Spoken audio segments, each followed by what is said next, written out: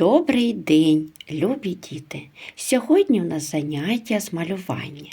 А кого саме ми будемо малювати, ви дізнаєтесь, відгадавши загадки. Ця тварина вже від ранку нам співає колисанку, нявкає, муркоче, бо сметанки хоче. Хто це, діти, за воркотик?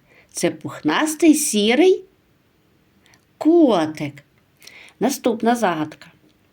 Вірний друг у мене є, мені лапу подає, заглядає щиро в очі, мов би щось сказати хоче. Замість слів лиш чути гав, всіх котів порозганяв.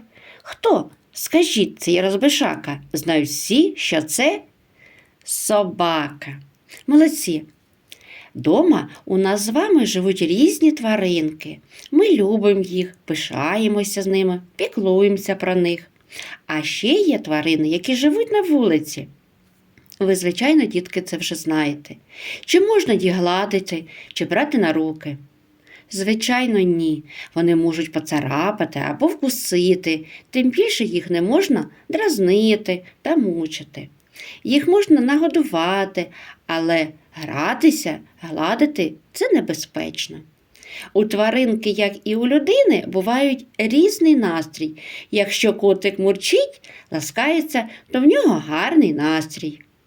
А якщо шипить, скалить зубки, то до такої тваринки наближатися не можна.